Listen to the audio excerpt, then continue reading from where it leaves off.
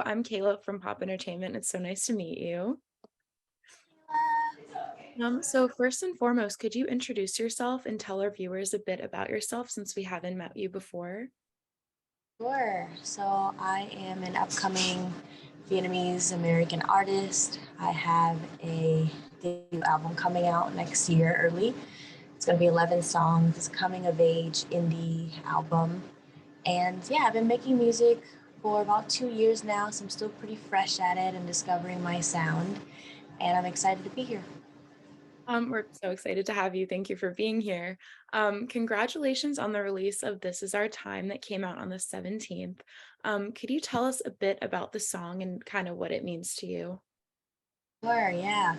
So the last EP was 7 songs and it was centered around heartbreak, and I was in a more somber soundscape. So coming into the new chapter of my life, I wanted to make an upbeat, empowering track that was more positive and energetic, and a song that I could perform live. And the reason why I wrote the song and wrote this album about like coming of age and like my youth was during the pandemic I had lost my mom, so it was kind of my way of empowering myself after a grieving period. So I'm so sorry to hear that, but that's great that you had kind of a positive outlook on the situation and had this to kind of creative way to help you through it. That's awesome to hear. And I'm sure others will agree. Um, so what is one lyric from This Is Our Time that you think kind of encompasses the meaning of the song? Wow, that's such a great question. I think my favorite lyric or sentence is "Life is better shared."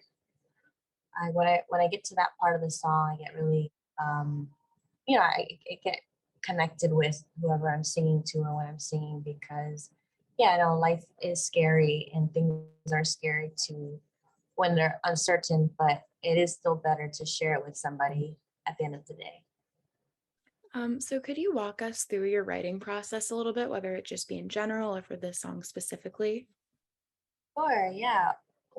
Before I became a singer, I was a photographer, so I usually would write words in general. So now I feel like when I go into a session, I'm just singing melodies and then writing to it. It kind of goes back and forth here and there, but I would say usually I think of a word that I feel responsive to. And for instance, this one was time, and I wrote a whole melody around it. So yeah, I would say words first. So I heard that this is the lead single for an upcoming album. What else can you tell us so far about the album? I know you said it's coming out early next year, but what else can you kind of tease for us? For sure. Yeah, every song is different. It has a lot of pop punk elements. There's some songs that are more indie soundscape.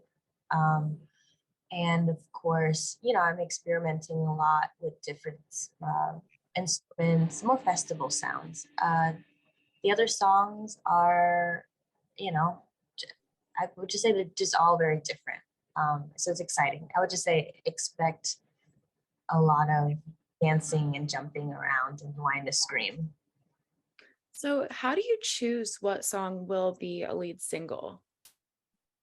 That's a difficult process, honestly. It takes a lot of mental decision making because you have to think about what the audience like, what represents me, will they be excited about it, am I excited about it, and then you go in this like psychological back and forth of like, I don't know, like maybe this is not representative of me, but then it's like, oh well, that's the album. So yeah, for this one, it was in the title, like I needed something that was, it just said everything about the album but also about my journey.